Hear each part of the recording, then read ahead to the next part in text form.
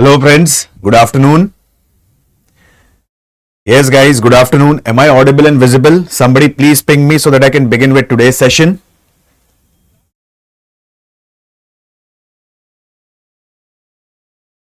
Good afternoon, Nivita. Am I audible and visible? Yes, please let me know so that I can begin with today's session. Good afternoon, Divya.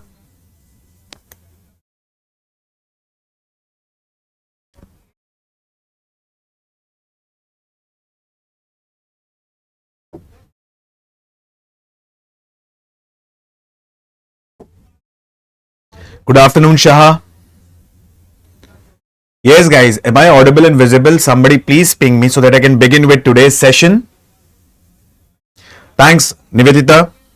Good afternoon, Debanand. Okay. So, hello friends. Hi, this is Alok Ojha. Welcome to StudyIQ IAS English. And we are going through complete modern Indian history series. By now, we have covered different aspects of modern Indian history, such as advent of Europeans in India, particularly Portuguese, Dutch, English East India Company, and so on. Important governor generals, important charter acts, land revenue system, peasant movement. And today we are going to cover the part of development of press in India. Yesterday we had covered education system. Those students or those aspirants who are new to the platform, let me tell you one thing. Like PDF you can download from the Telegram channel history_Alok Ojha. I repeat, history_Alok Ojha. From there you can download the PDF or PPT. Okay. Good afternoon, Triveni. Good afternoon, Pavan. And particularly the PDF or PPT would be uploaded by 5 or 6 o'clock in the evening. Correct? So guys, today's session won't be much lengthier. Again, the session would be of 35 to 40 minutes, but again, a very important one.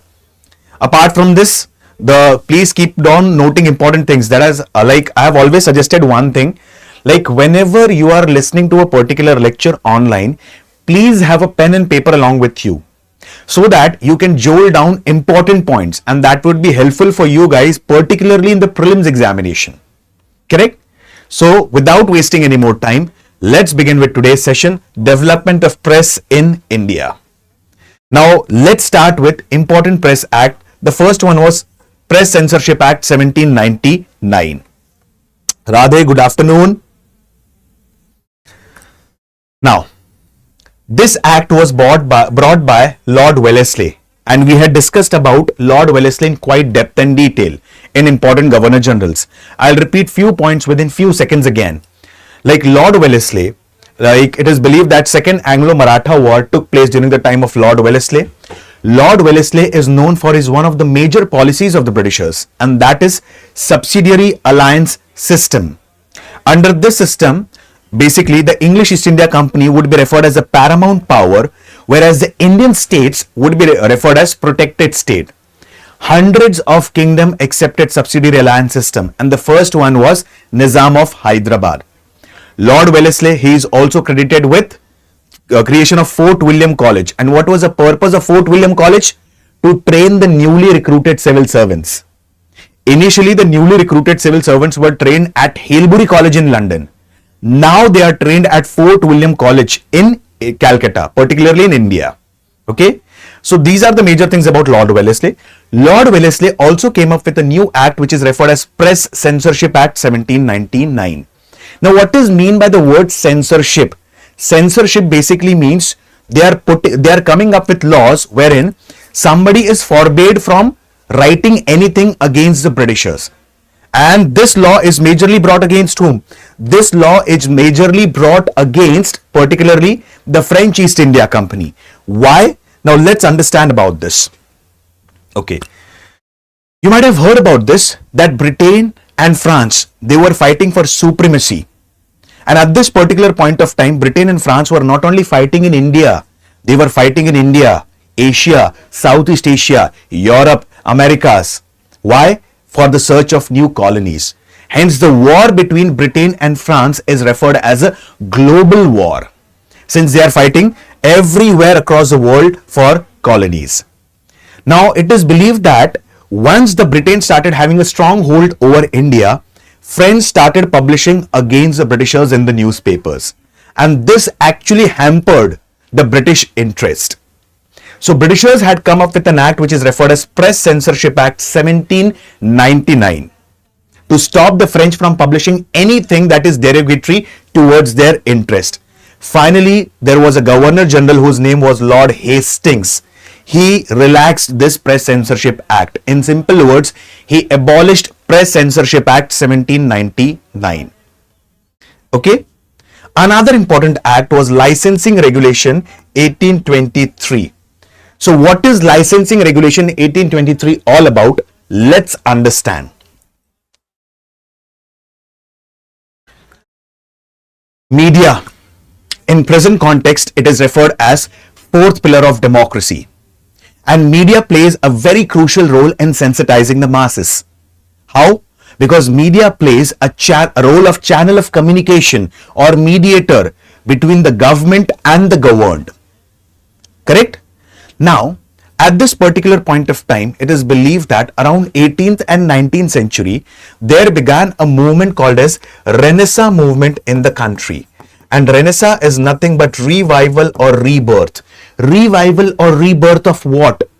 Revival or rebirth of ideas, customs, and so on. Around 18th and 19th century, Indian society was plagued by different social evils. Sati system, Parda system, child marriage, female infanticide, human sacrifice system, and many more. So particularly in the region of Bengal, there began a movement called as Renaissance. And the pioneer of Renaissance is Raja Ram Mohan Roy ji. Hence, Raja Ram Mohan Roy is also referred as pioneer of journalism in India. He is also referred as a bridge between the East and the West. He is also referred as the father of Indian Renaissance. He is also referred as father of Bengal Renaissance. And with the efforts of Raja Ram Mohan Roy ji, Sati was banned on 4th December 1829 by Lord William Bentinck. So, to sensitize the masses against these social evils, the various social religious reformers used newspapers as a medium to sensitize the masses. Correct? Rather it be Jyotiba Phule, B.R. Ambedkar, Pandit Ishwar Chandra Vidyasagar ji, Raja Ram Mohan Roy ji, M.G. Ranade ji, and many more. So they used print media as a channel of communication between the government and the governed. Correct? To sensitize the masses against the various social evils. But with the passage of time, they also talked about the exploitative character of the British rule in India through their newspapers. Again, this hampered the British interest. So now Britishers came up with an act which is referred as Licensing Regulation 1823.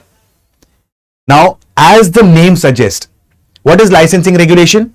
Anyone who wishes to start his own newspaper, his own magazine, his own publication, compulsorily needs to have a license. Otherwise, he cannot start his newspaper, publication, magazine, anything. So it is believed that as per Licensing Regulation Act 1823, there was a Persian magazine of Raja Ram Mohan Roy ji, and it was Mirat ul Akbar. Mirat ul Akbar had to stop the publications as per Licensing Regulation 1823. So please remember this. There could be a direct question in the UPSC prelims examination. Which among the following magazines had to stop the publications as per Licensing Regulation 1823? So it was particularly Mirat ul Akbar, a Persian magazine of Raja Ram Mohan Roy, had to stop the publications as per Licensing Regulation 1823. Hope so these two acts are clear. Press Censorship Act 1799 came up during the time of Lord Wellesley and relaxed by Lord Hastings, and Licensing Regulation 1823. Clear, guys? Any query, any question? Pawan, Parda system is basically prevalent in the Muslim society. Apart from this, it is also prevalent in the Indian society, in the Hindu society as well, where women had to keep the parda. They cannot unveil their face to anyone. So that system is referred as Parda system. Correct? Now, Press Act 1835.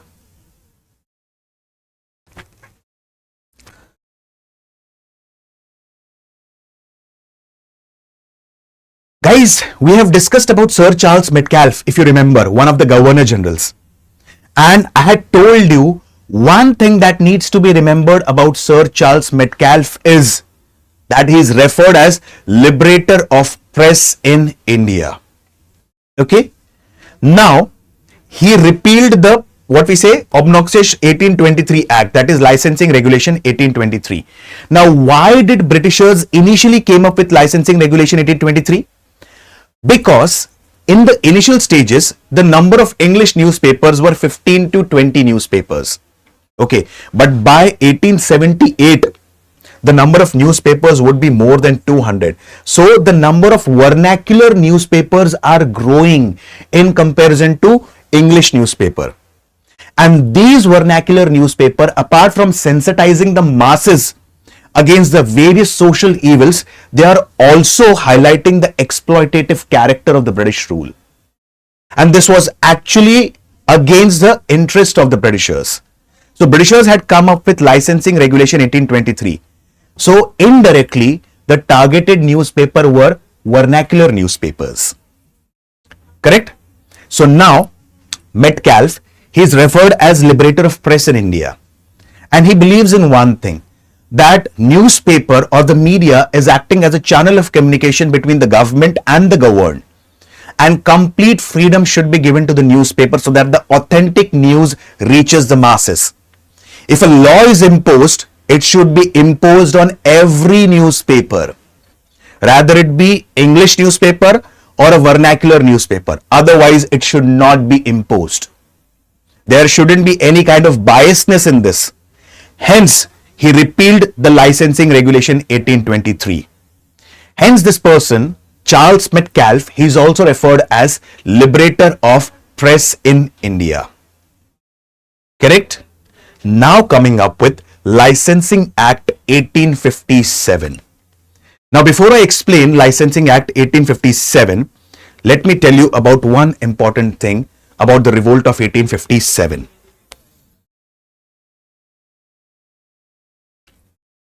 Revolt of 1857. It is believed that revolt of 1857 was not just because of one single factor. There were multiple factors, or there were amalgamation of different factors that led to revolt of 1857. Let me give you few examples. One of the examples is that there wasn't any section of the Indian society that was not being exploited by the British rule. Rather it be the peasants, artisans, or the common man. The exploitative taxation system of the Britishers. For that sake, rather it be zamindari system, rayatwari system, or mahalwari system, the average tax was 60 to 66%.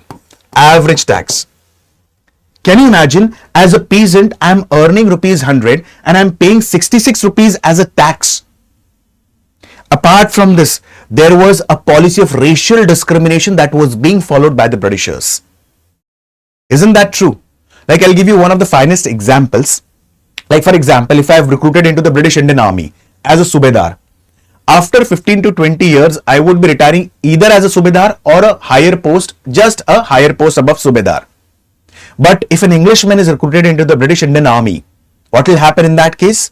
That Englishman will retire from the post of either brigadier or a colonel or a higher ranking officer of the Indian Army, British Indian Army. So this discrimination was usually on the basis of color of the skin. Although certain things that were brought by the Britishers for changes in India, but we felt that this system is actually trying to Christianize us. Like I gave you simple example, there was a Charter Act 1813, and as per Charter Act 1813, Christian missionaries were allowed to come in India and preach Christianity. But with the passage of time, they started imposing Christianity on the people of India. How do we come to know about this? Britishers in the coming years, they had come up with an act which is referred as Religious Disabilities Act 1850.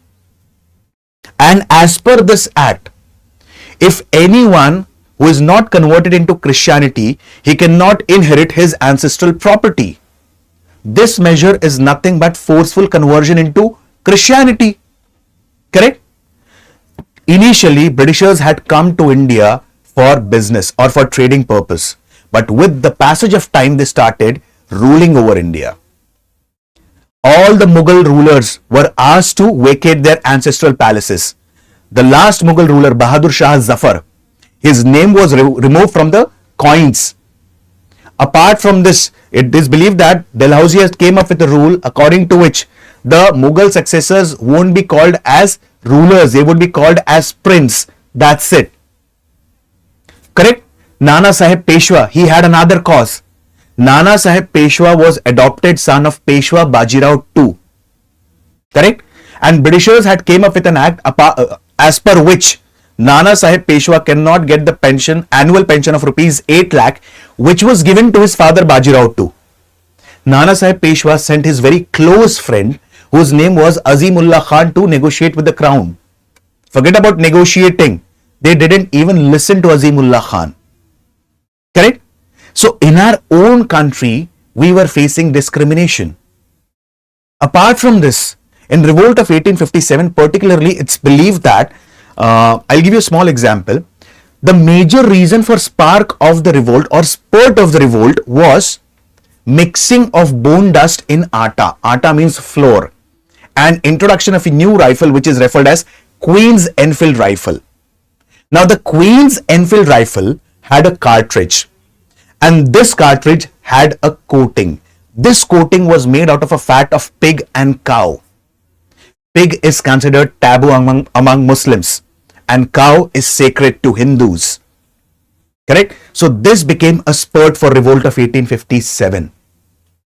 It is also believed that during the revolt of 1857, particularly, the news of the introduction of the rifle reached to different parts of the country, particularly North India, Behrampur, Barakpur, and in Barakpur there was a soldier who belonged to 34th Bengal Infantry, whose name was Mangal Pandey. Mangal Pandey, he went on a rampage. He started beating up the European officers. He was also being supported by another person whose name was Israel Pandey. It is believed that on 8th April 1857, Mangal Pandey became the first martyr of Mother India. On 11th April 1857, Israel Pandey, he became the second martyr of Mother India. In revolt of 1857, I'm saying. Okay? Second martyr of Mother India. And the martyrhood of Mangal Pandey and Israel Pandey felt like it spread like a wildfire through the entire part of northern India. 85 sepoys from the region of Meerut, they gave the slogan of Dilli Chalo, and they started marching towards Delhi. As they reached Delhi, they declared Bahadur Shah Zafar as the face of revolt of 1857, as a representative of the revolt of 1857. And after that, revolt of 1857 engulfed the major parts of northern India. Like in the region of Kanpur, it was led by Nana Sahib Peshwa ji. In Gwalior, Tatya Tope ji. Jhansi, Rani Lakshmi Bai ji. Lucknow, Begum Hazrat Mahal ji. And there were many other leaders, particularly in the region of Assam. It was led by Diwan Maniram Dutt Baruha ji. So there were many who led the revolt in the northern part of India. And now, Britishers adopted a very brutal policy of suppression during revolt of 1857. A very brutal policy of suppression. Correct? I'll give you a small example. I had also initially given this example. There is a place in Uttar Pradesh wherein basically 52 revolutionaries were hanged to a tamarind tree for the next 37 days to create deterrence in the mind of the people. And this episode in the history of modern India is referred as Bawan Imli episode. Correct? So Britishers had followed a very brutal policy of suppression. And it is believed that after revolt of 1857, the power was transferred from English East India Company to the British Crown. And for one day, I'm repeating, for one day, on 1st of November 1858, Allahabad was made the capital of India for one day. Why? Because on this day at Allahabad, the power was transferred from the company to the crown. Why did I narrate all these things about revolt of 1857? Because, particularly, although revolt of 1857 was just confined to northern part of India, many historians believe that it became one of the causes for failure of revolt of 1857, that it was just confined to northern part of India. But do you know one important fact? People across India were sensitized after revolt of 1857. How? Newspapers played a very crucial role in sensitizing the masses. Whatever was happening in the northern part of India, people came to know in the southern part of India, central India, western India, eastern India. And the major role was being played by the print media, that is the newspapers. Correct? So Britishers again came up with Licensing Act 1857 so that the newspaper won't publish anything that would harm the British interest. Correct? So what, as per licensing regulation? Same thing. Anyone who is aspiring to start a newspaper needs to have a license compulsorily. Correct? Apart from this, the government has the discretionary power to whom to give the license to. If, for example, I am one of the revolutionaries, I am fulfilling all the criteria to start a newspaper and I am eligible to start a newspaper, but it depends on the government whether they'll give me the license, they'll grant me the license or not. So the discretionary power to grant the license was in the hand of the government. And this is nothing but Licensing Act 1857. Again, Licensing Act's repetition is in the form of Registration Act 1867. So this is nothing but the Licensing Act 1857 and Registration Act 1867, which came up after Revolt of 1857. Clear, guys? Yes? Yes, Manjunath ji, good afternoon. Guys, there are many things that are actually hidden in the books of history. Correct? I'll ask you one simple question.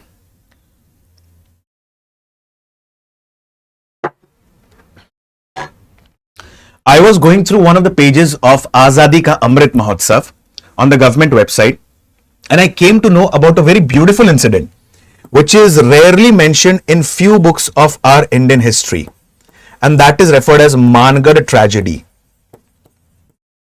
Just this cropped up my mind, hence I'm telling you about the Mangad tragedy. Have you heard about Mangad tragedy? Yes? Yes, hello PS, good afternoon. You might have heard about Jallianwala Bagh massacre. Correct, guys? Very beautiful incident that I read in Azadi Ka Amrit Mahotsav. And you might have heard about the Jallianwala Bagh massacre, which shook the entire nation. And post Jallianwala Bagh massacre, M.K. Gandhi returned back his Kesare Hind gold medal, and he said that it's a mistake of Himalayan magnitude. Rabindranath Tagore ji, he renounced his knighthood. But have you heard about, like, as per official records, around 370 or 378 people were killed in Jallianwala Bagh massacre. Correct? But unofficially, can you imagine? 15 to 20,000 people were caught under the hails of bullets for the next 15 to 20 minutes. Just 370 people died. Can you imagine? Official record says something else, and the truth is something else. There is one more tragedy which is referred as Mangad tragedy, which occurred around 1913-1914, and it took place in Rajasthan. And Mangad tragedy, it is referred as Jallianwala Bagh of Rajasthan.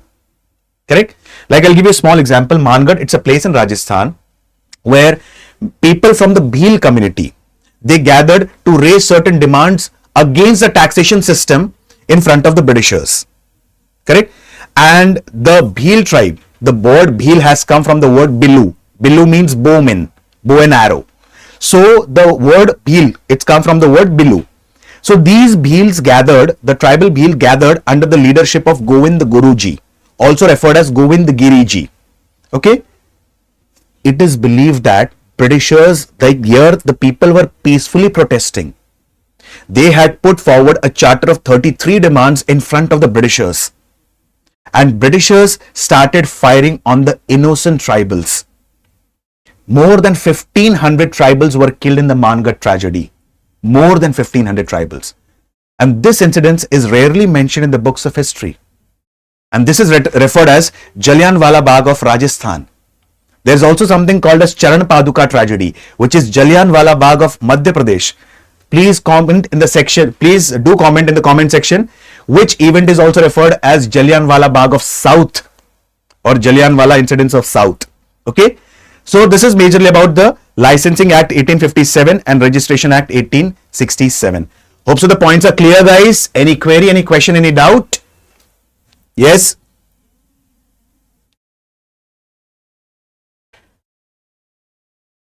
Okay, PS. Okay, you have taken the classes priorly. Okay, PS. Thank you. So now let's come up with another important act, Vernacular Press Act 1878, the most important one. Time and again the question has been asked on Vernacular Press Act 1878. Very important act among all the major press acts. Very important one. Okay. Now, as the name suggests, this Vernacular Press Act 1878 is particularly directed against vernacular newspapers. As I've told you previously, during the initial stages, there were 15 to 20 English newspapers. But with the passage of time, number of vernacular newspapers were more than 200. Correct? And these vernacular newspapers were not only highlighting the social evils that were plaguing the Indian society, but they also highlighted the exploitative character of the British rule. So Britishers had come up with an act which is referred as Vernacular Press Act 1878. As per this act, please try and understand the important clauses. If anyone who aspires to start a newspaper, compulsorily he needs to have a license. Whom to grant the license, it would be decided by the Britishers. It was a discretionary power of the government. Person who is starting his own publication, newspaper, journal or a magazine, he has to publish his address, publishing house on the newspaper. Apart from this, he has to keep a certain amount of security money with the government. Why the security money is kept with government? Such a diplomatic move by the Britishers. There's a reason behind this. If the Britishers feel that if you have published something derogatory against the Britishers, your security money would be forfeited. Hence, what happened? Even though you have a license, correct, you have to keep a security money with the Britishers. And if Britishers find out that you have published anything derogatory against them, the security money would be forfeited. Correct? At this point of time, one cannot knock the doors of the court. Why? District magistrate decision is final. He cannot appeal in the court of law. And the post of press commissioner was also being appointed to particularly have a look over the vernacular newspapers. Press censorship or press commissioner was being appointed to look after this. 4 newspapers had to stop the publication as per VPA Act 1878. That is Vernacular Press Act 1878. And these newspapers are, first, Som Prakash, Dakka Prakash, Bharat Mihir and Samachar. I repeat, Som Prakash, Dakka Prakash, Bharat Mihir and Samachar. These newspapers had to stop the publications as per Vernacular Press Act 1878. And one newspaper to evade the Vernacular Press Act overnight became an English newspaper, and that was Amrit Bazar Patrika. Surendranath Banerjee, he became the first Indian journalist to get arrested. And finally, this act was repealed by Lord Ripon, who is also referred as father of local self-government bodies in India. Correct? So this is a very important act. I'll repeat the points again within few seconds. Please note it down. As I've told you, for the prelims perspective, please have a pen and paper along with you so that you can note down few important points. Okay? And Very soon, I would be coming up with a series on the prelims examination. Correct? From the next month probably. And in the series, I'll be covering short videos on ancient, medieval and modern. So, Vernacular Press Act 1878. The act is majorly directed against the local language newspapers or vernacular newspapers. As per this, license is compulsory. Apart from this, one has to keep a security money with the government. If anything derogatory is published against the government, security money will be forfeited. Finally, one cannot appeal in the court of law. District magistrate's decision is final in this case. This act led to appointment of press commissioner. 4 major newspapers had to stop the publication as per this act. Som Prakash, Daka Prakash, Bharat Mihir and Samachar. And to evade this act, or to evade the Vernacular Press Act 1878, one newspaper overnight became an English newspaper, and that was Amrit Bazar Patrika. Clear, guys? Yes, any query, any doubt, any question? Yes, Suvankar, good afternoon, ji. Now let's understand about these two acts, that is Newspaper Incitement of Offences Act and Indian Press Act 1910. Now, why I have highlighted these two acts? Because they were majorly directed against the newspapers that were being published by extremist leaders. Now, what is extremist leaders? Let's understand in short. Indian National Congress. It was formed on 28th December 1885 at Gokuldas Tejpal Sanskrit College, Bombay. And the first session was attended by 72 delegates presided by Vomesh Chandra Banerjee. Second session of Indian National Congress was held at Calcutta and was presided by the Grand Old Man of India, Dadabhai Navroji. Third session of Indian National Congress was held at Madras, 1887. And was presided by the first minority president of Indian National Congress. And the fourth session was held in 1888 at Allahabad and was presided by the first Englishman whose name was George Yule. George Yule was the first Englishman to preside over the session of Indian National Congress. And one more important fact, a retired civil servant, Alan Octavian Hume, played a very crucial role in the formation of INC. He was just a secretary to Indian National Congress. He never presided the session of INC. Correct? So session of INC, the fourth session, was presided by the first Englishman whose name was George Yule. Now, right from the start itself, Indian National Congress was divided on ideological basis. One was the moderates and the other were the extremists. Moderates, they believed in PPP, that is prayer, protest and petition. And particularly moderates believe that we want self-government, not complete independence. First thing. Secondly, we want independence, but not all of a sudden, in a gradual stage by stage manner. And the transfer of power should be peaceful and bloodless. On the other hand, extremists, they believe that we want complete independence. Like you might have heard about an extremist leader from the region of Maharashtra, Bal Gangadhar Tilak ji. Bal Gangadhar Tilak ji, in Marathi he said, Swarajya ha माझा जन्मसिद्ध अधिकार आहे आणि मी ते मिळवूनच राहणार. In Hindi, it is being translated as Swaraj ये मेरा जन्मसिद्ध अधिकार है और मैं इसको पाकर ही रहूंगा. In English, Swaraj is my birthright and I will have it. Correct? And at this, if we have to go for violence, we'll do that. If we have to adopt extra constitutional means, we will do that. Now, many historians believe that the period from 1885 to 1905 was a politics that was being dominated by the moderates.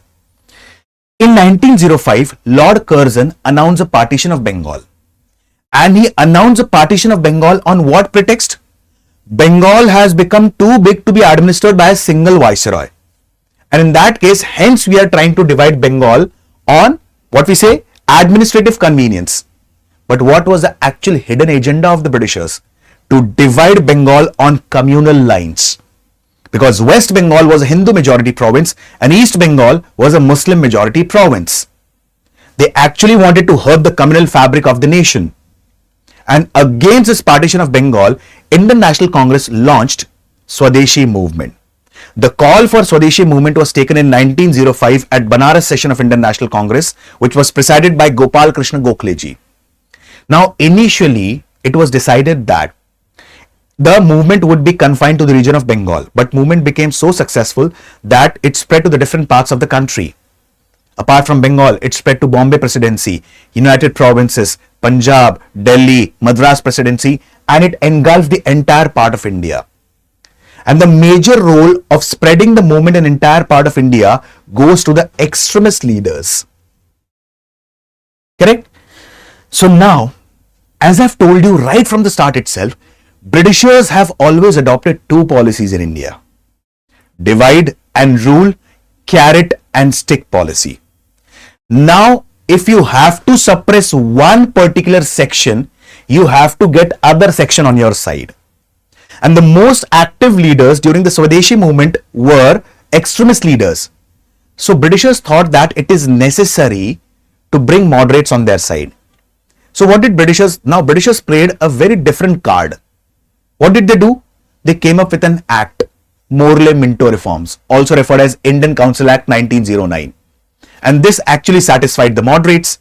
And now Britishers came up heavily on the extremist, particularly Bal Gangadhar Tilak ji.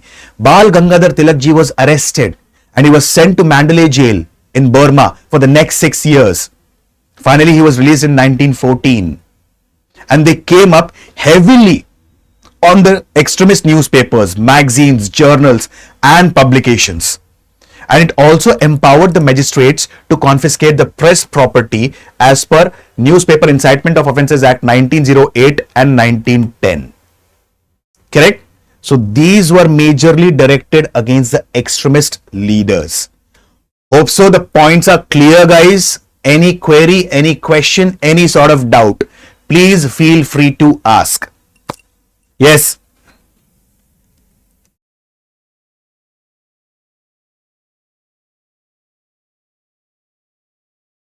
I guess things are clear.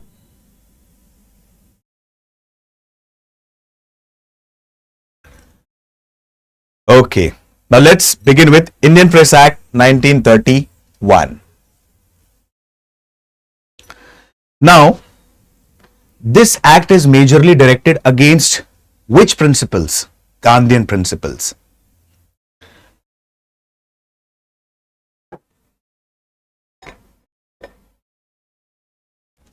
Pawan, partition of Bengal was finally stopped in 1911. Like there was annulment of partition of Bengal in 1911 and now Delhi became the capital of India. The capital was transferred from Calcutta to Delhi. Correct? I have given you example of Mahatma Gandhi multiple times. That Mahatma Gandhi came to India for the first time in 1915. He came prior to this in 1910 again. In 1910 he wrote a book called as Hind Swaraj. 1915 finally he came from South Africa to India. In 1917, for the first time he experimented with Satyagraha in India in the form of Champaran Satyagraha against the Teen Kathia system. Later on, he started different movements in India.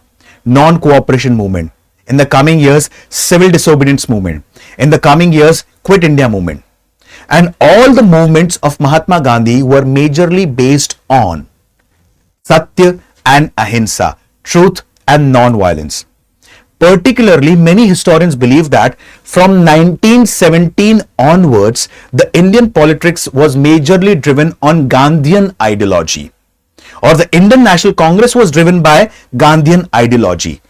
So here, Britishers came up with Indian Press Act 1931 and basically it was against the Gandhian movement that was prevalent in India at that time. It was finally repealed after the independence. So this is majorly about the important acts. Okay guys, these are the important newspapers and their publications. Sometimes the questions have been asked. Bengal Gazette, founder James Augustus Hickey. He was an Irish. This is not Hickey, it is Hickey. Samvad Comedy, Raja Ram Mohan Roy, Miratul Akbar, a portion magazine of Raja Ram Mohan Roy, Rast Goftar, Dadabhai Navroji, Som Prakash, Pandit Ishwar Chandra Vidyasagar ji, Voice of India, Dadabhai Navroji again. So these are the list of important newspapers, because sometimes the questions do crop up in the examination in the form of match the following, or which among the following are incorrectly matched. Correct? Maratha, newspaper of Bal Gangadhar Tilak ji. Kesari, again a newspaper of Bal Gangadhar Tilak ji. So these are the list of important newspapers. You will get the list of all the newspapers, particularly in the PDF. And as discussed earlier, guys, you can download the PDF from my Telegram channel, that is history_Alok Ojha. So hope so the points are clear, guys. Any query, any doubt, any question? Correct? So guys, with this, I'll stop my words for the day. See you guys on Monday. Thank you and have a wonderful weekend. Please keep on revising the concepts. Thank you, guys.